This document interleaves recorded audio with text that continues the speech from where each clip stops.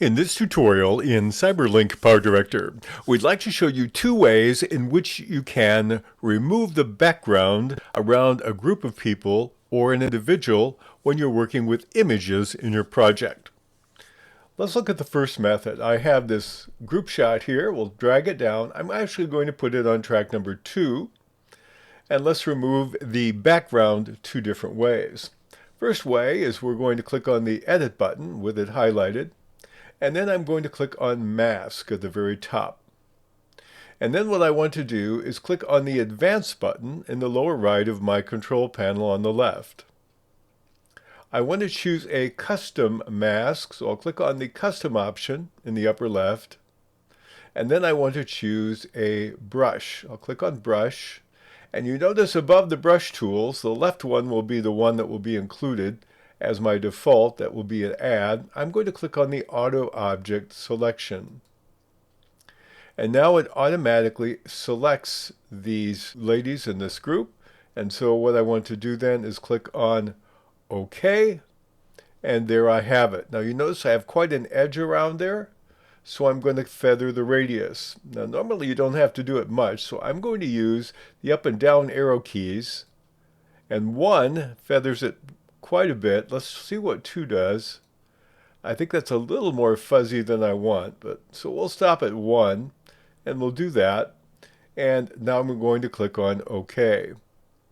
So now I've used a mask to do that. Let's see how effective it is.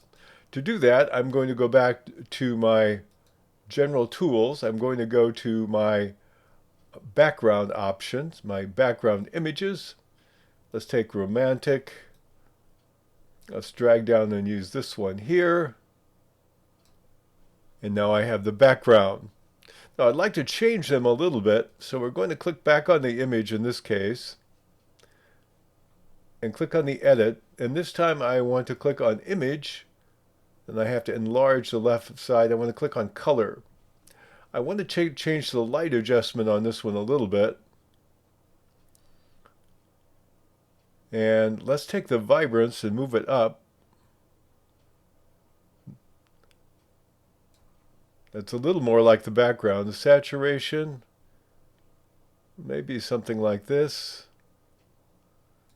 And there I have it. Now I also need to simply move this down on the enhance of sharpness. Increase the sharpness just a tad, just a little bit. Okay, so that's some adjustments here. Now let's look at another way in which I can do the same thing. The other option we have, let's go back to our My Media normally, drag down the same picture. And this time we're going to click on the Edit button and choose a different option. I'm going to choose my AI tools. I have an AI background remover. Now you notice what it did. It had some defaults. It automatically did a feather. It did an edge thickness. And it saved me a whole bunch of steps doing it this way. So I'm going to just take the defaults, put them here. We'll go back to our media room, into my background images. Let's take something more simple here. Let's go to holidays, drag it over behind. And here we have, of course, we could edit the image again like we did before, change the color, the texture, the vibrance, things like that. And obviously move it down to the bottom of the panel.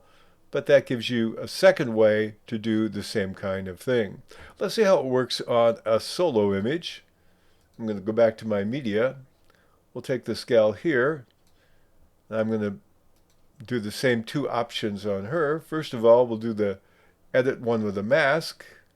Again, we go to the advanced options. When we're working with a mask, we do custom and brush and auto object selection. Click on OK. I'm actually going to scale this down a little bit, and I'll show you why in a minute. Oh, I don't want to scale the mask. I'm scaling on the mask tool. I don't want to do the image. There we go. Scale the image and put her here. And then let's take a background like we did before.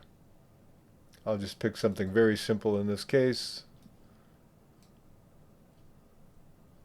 And now I'm going to do the same thing, only I'm going to take another copy of that image, put it on a higher number track,